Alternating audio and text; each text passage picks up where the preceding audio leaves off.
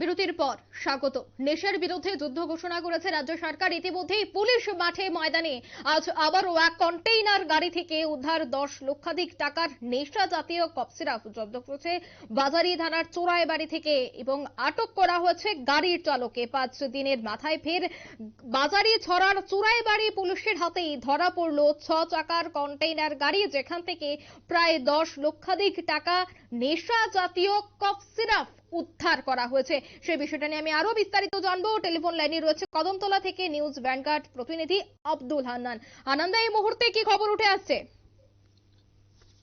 হ্যাঁ, দেখুন, আসাম পুলিশ কিন্তু দীর্ঘদিন থেকেই একের পর এক সাফল্য কুড়িয়ে নিতে সক্ষম হচ্ছে।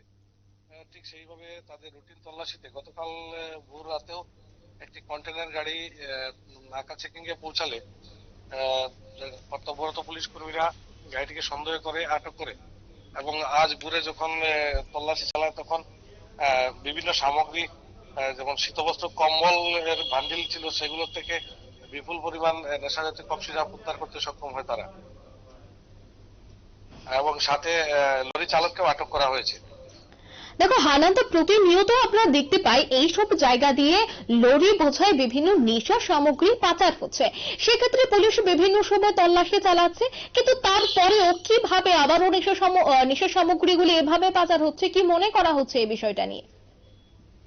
হ্যাঁ, বিষয়টা নিয়ে কিন্তু উদ্বেগের বিষয় রয়েছে, কারণ প্রতিনিয়ত কিন্তু পাচারকারীরা তাদের বিভিন্ন পন্থা অবলম্বন করে, বিভিন্ন কৌশল অবলম্বন করে কিন্তু পাচার বাণিজ্য অব্যাহত রেখেছে। কিন্তু পুলিশ যতই চেষ্টা করুক না কেন তার উপর কিন্তু মোটেই সম্ভব হচ্ছে না, নির্মূল করাটা সম্ভব হচ্ছেই না পুলিশের পক্ষে। কিন্তু প্রতিনিয়ত তারা কিন্তু তল্লাশি অভিযান জারি রেখেছে এবং বিভিন্ন জায়গায়, রাজ্যে এবং বহিরাজ্যের বিভিন্ন জায়গায় কিন্তু বিভিন্ন নেশা সামগ্রী আটক করছে। তবুও কিন্তু পাচারকারীরা মানে থামতে রাজি নয়, কারণ আহ, একের পর এক আহ, নেশা সামগ্রী ধরা পড়ছে। এ নিয়ে কিন্তু কৌতূহল দেখা দিচ্ছে বিভিন্ন মহলে। একদমই ধন্যবাদ আনন্দা। মূলত নেশার বিরুদ্ধে এই মুহূর্তে কিন্তু মাঠে অবতীর্ণ পুলিশ। মূলত কালো বাজারির মূল্য আনুমানিক প্রায় 10 লক্ষাধিক টাকার আজ নেশা সামগ্রী আটক করা হয়েছে এবং এই কাণ্ডে জড়িত থাকার অভিযোগে লরি চালককেও আটক করা হয়।